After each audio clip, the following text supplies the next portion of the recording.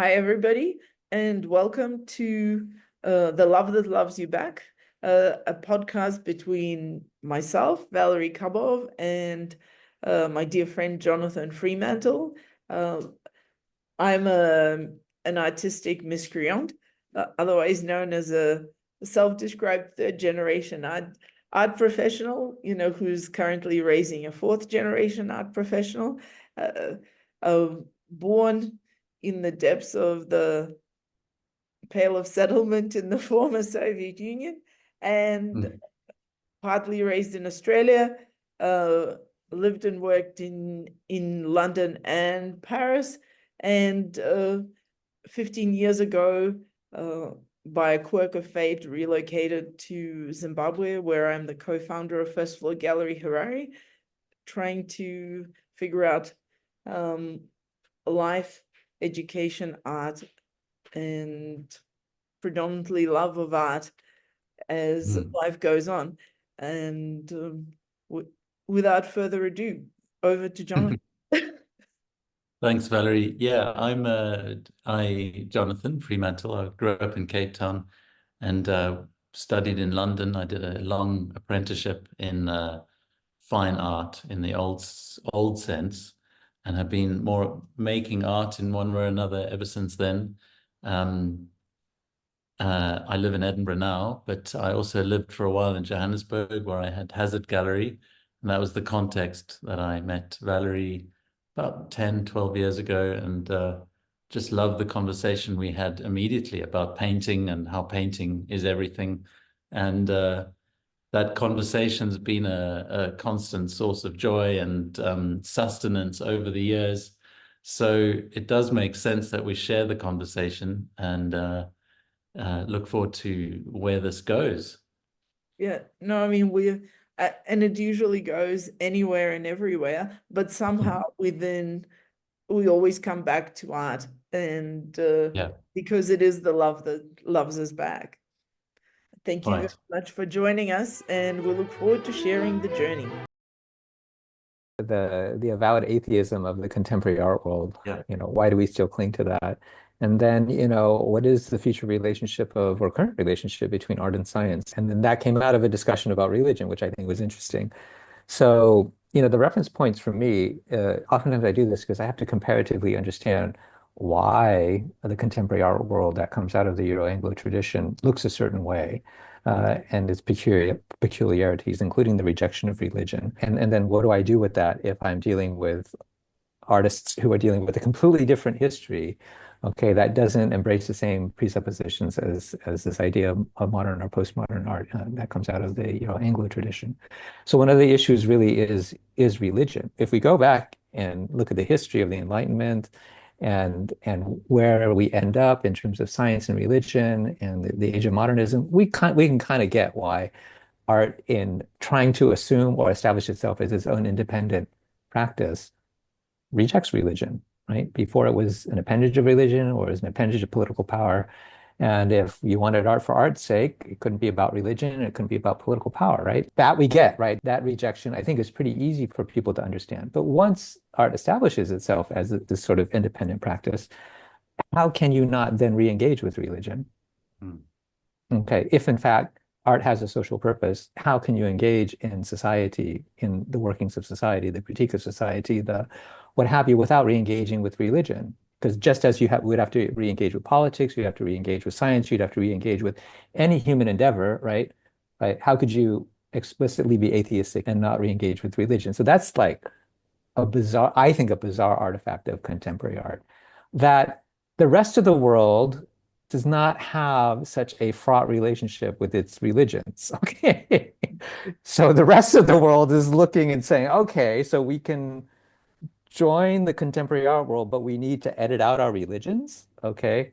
How does that work? I'm Hindu, and my Hindu practice is a critical part of my worldview and a critical part of my art making.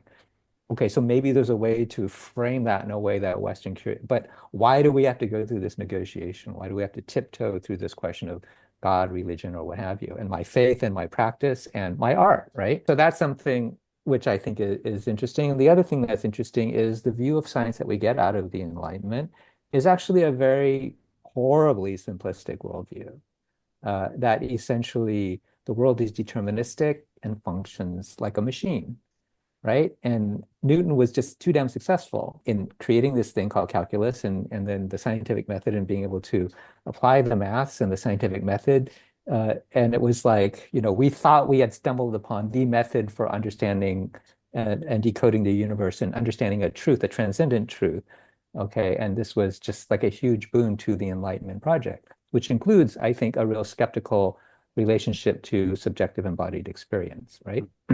So that is all stuff that we inherit into our notion of modernism, and we begin to critique in postmodernism. Okay, so we're going through our own cycles of digesting these ideas. But one of the things which I think is really critical is we are rejecting. Okay, we are first embracing in modernism and then rejecting this mechanistic deterministic worldview. Okay, but there's a whole other scientific way, objective way, or research-based way or empirical way of understanding the world, which is not mechanistic and is not deterministic, okay, and does a much better job of explaining things like how human minds work, how societies work, okay, how nature works, how living systems work, how ecosystems work, and based on what I've seen in terms of good writing, the estimate is the deterministic worldview that we inherit from the Enlightenment maybe describes about 5% of what is observable in the universe. And then the rest of it, 90%, is explainable through these other ways of thinking about the world, right? Which, guess what? in in the rest of the world that didn't buy into the Greek myth of, that language is a direct articulation of reality, right? And therefore, logic over language is a rational way of understanding the true nature of the universe. Those societies that don't buy into that myth, and then its extension in the scientific revolution, right, have seen the living, organic, dynamic, like ways in which the world works, and we have traditional ways of understanding that and articulating that, some of which are just profoundly meaningful and profoundly predictive, like actually useful, extremely useful for being in the world and explaining a huge range of phenomena from the macro to the micro, to the subjective, okay, what we might call the subjective. And so it's these kinds of new sciences and new maths and new computational powers that allows us to actually engage with this in a way that we, in the Euro-Anglo world, might consider scientific, okay, but that actually are ways of seeing the world which are deeply embedded in cultures around the world, okay, just not so much in the West, although it's still there, okay, but maybe not, shall we say, the royal science, the high philosophy. It's embedded in practice, in real practical kinds of technologies and inventions. So that to me is also another way in which we can start thinking about the connection between, shall we say, knowledge systems around the world, okay, and contemporary science. What I like about contemporary science is now we actually have this ability to understand and to predict and to have real pragmatic impacts. But I often find there's a huge gap in terms of like all the science that I'm reading. What does it mean to me? Okay, let's say we were to talk about consciousness and quantum physics allows us to understand consciousness in a new way. What do I do with that as a living human being today? What are the implications? What do I do with that? What do I do with that new understanding, right? Well, is this a rhetorical statement? It's a rhetorical statement. And my response is, well, guess what? Okay, cultures and civilizations around the world have been answering that question quite effectively for a Right. very, very Yeah. long time. Okay. And you need only understand what the connection is between the latest scientific advances and practices, cultural practices that have existed in civilizations around the world for you to begin to actually see the relevance and its relevance to your own life. Because a lot of cultures have worked this out for a long time. It's extremely profound. I think potentially, I mean, for me, the resistance from art establishment or, Western sort of elite science is that it's a humbling thing. It forces you into a sense of humility and, and it's an empowered humility. And I think the overriding sentiment of a lot of this elitism is a form of arrogance, right? It's an imperiousness, whereas an empowered humility, and I think is something that even art at its profound level is, that's what it is. It's a sense of understanding yourself as being small and valuable at the same time, like being an essential and, at the same time, just a tiny part of something enormous and overwhelming. And, and that kind of a dynamic equilibrium. And the determinism that you speak of is exactly that, is that everything is set and, and the hierarchy is set. And somehow man is the acme of creation. It's juvenile and simplistic and also not true. Like it's now being made to be manifestly untrue. I just feel that contemporary science is reaching to kind of reverse engineer what humans have always known, right? And I love it. I love it. Very much the feeling that I get. I also think that postmodern philosophy is also reverse engineering things that we've known for a long time. So for instance, language skepticism, language relativism, right? Language is a construction of societies, and social power dictates the structure of our language. We can use language to deconstruct those social power relationships, or those power relationships. Great, that's all really fascinating. But other societies have known this for a very, very long time, and have very pragmatic ways of dealing with the relativity of perspective and the relativity of language, right? And yet in the West, okay, even though our best postmodern thinkers have already told us this is how it works, when you actually see the impact in societies today, which I think are living with this huge, huge, what shall we say, hangover, okay, from the Enlightenment, this huge hangover from, say, a Christian way of looking at the world, Judeo-Christian way of looking at the world, okay, the effects are profoundly destabilizing, profoundly, profoundly destabilizing.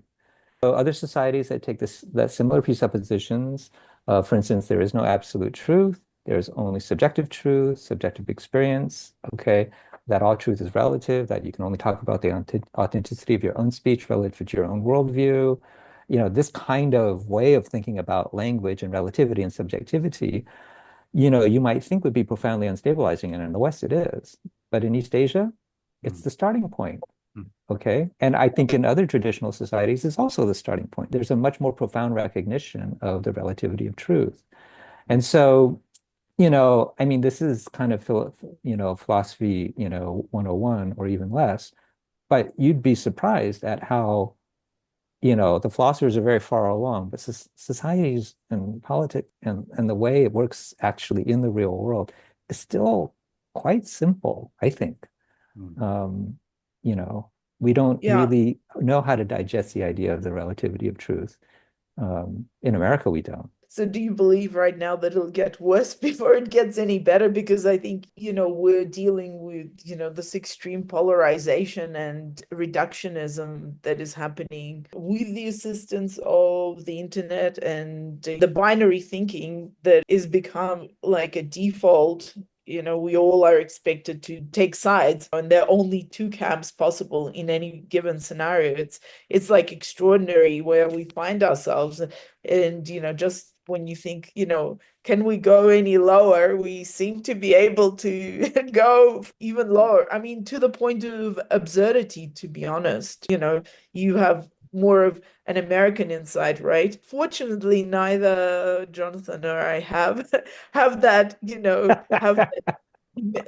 distinctive lack of honor in that sense. I think America is probably gets all the shit, as it were, because it is the biggest melting pot of everything that humanity can throw at it. I think that what it comes right down to it is this is like, whose world do we live in?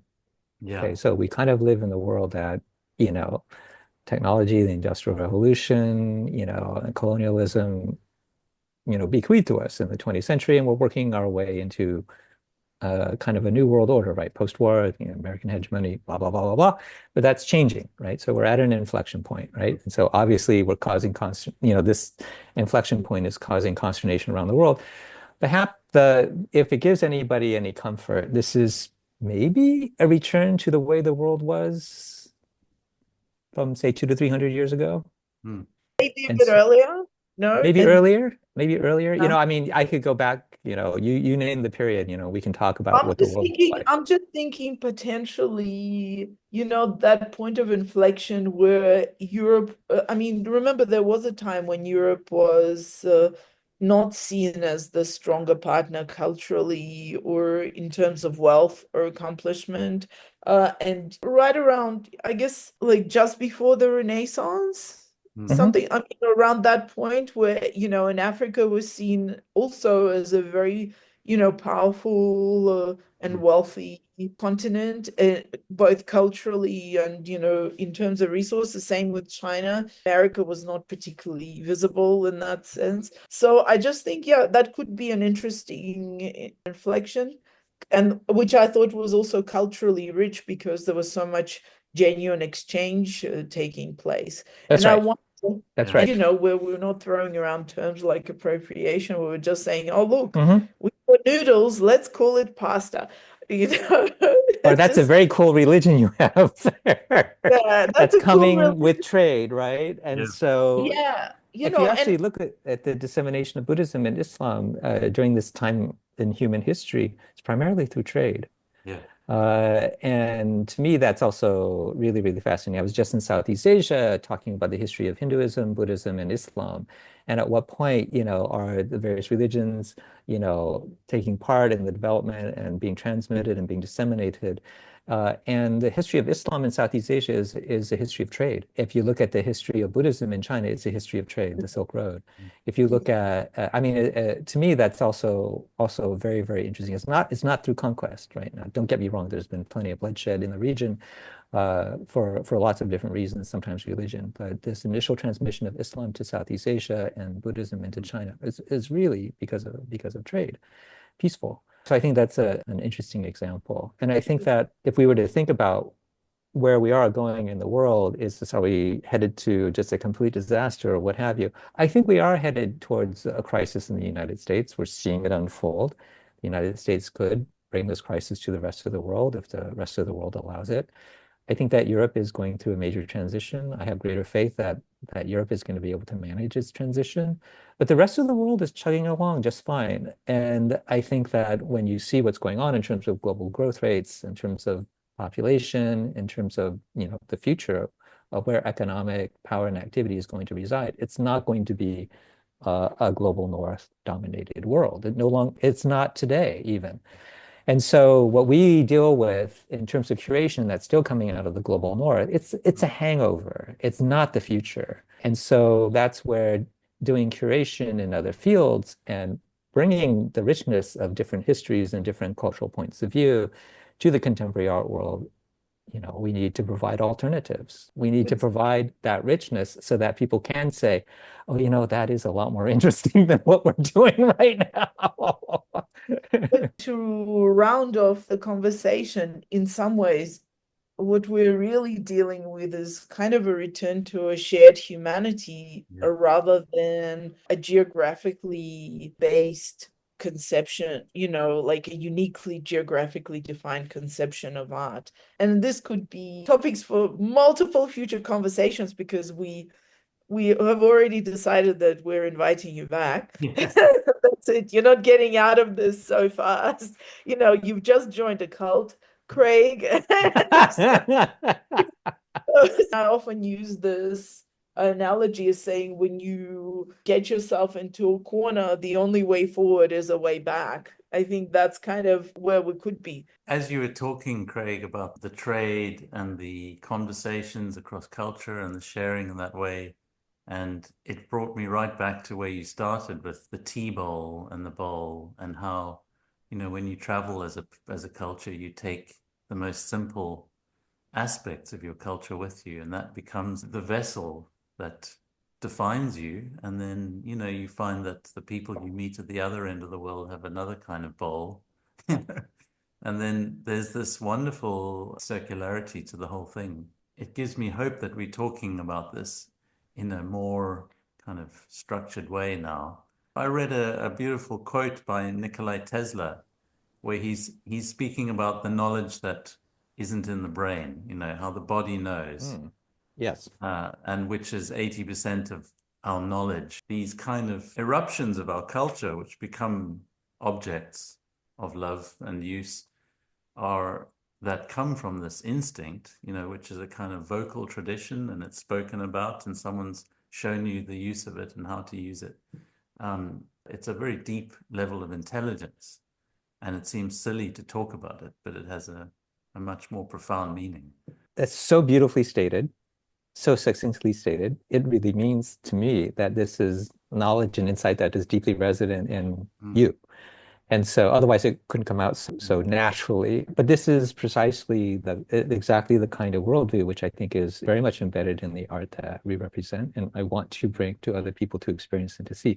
In Chinese, we have a couple of words. It's beautiful. It's qi is body, yan is experience. Okay, so the experience that comes from the body, from having a body, from our own subjective experience, that qi yan produces another beautiful two words, qi wu. Wu is the word that we use when we talk about enlightenment, okay, religious enlightenment. Okay, so qi also is the body. It's enlightenment that comes from the body. Qi yan, the experience through the body, is what produces qi wu, enlightenment from the body. Okay, and this is considered to be the basis for really profound knowledge, profound wisdom. It comes from the body, okay, in this East Asian tradition. So couldn't get very far with Enlightenment philosophers with this argument. That's kind of the worldview that we're trying to bring out through artistic practice. And the one thing is, I'm going to give a shout out to curation, okay? Because if curation is not necessarily, it can be a very useful tool for critiquing the world we live in today. But if we think about what we've been talking about right now, is we're really talking about the construction, okay, of a world. Okay, that's happening just geopolitically and economically. It's happening, okay, and that's the world we live in. But then what's our role as culture workers kind of in that space? And I think that curation is how we go back, because let's say it's about going back. It could be other things, but let's say it's about going back. When do you want to go back to, and what did the world look like at that time? What kinds of ideas can you talk to when you go back to that particular time? That's a curatorial choice. Okay, so I always like to think that in the world of culture, when we curate, we're basically curating another world. So, and this can be very future looking, because I think we are at that kind of inflection point where we can let go of stuff that we've been doing, right? Now is a good time to actually prospectively start doing stuff which is really curating a future. And to me, that's super exciting. And I think that when we go back to this idea of South-South, I think we need to be curating from that world. And I think it's extremely exciting. So I think there's a huge role for curators and gallerists to play. Well, I would just call that, cherry picking, which I think we are in a position to do in a really wonderful way.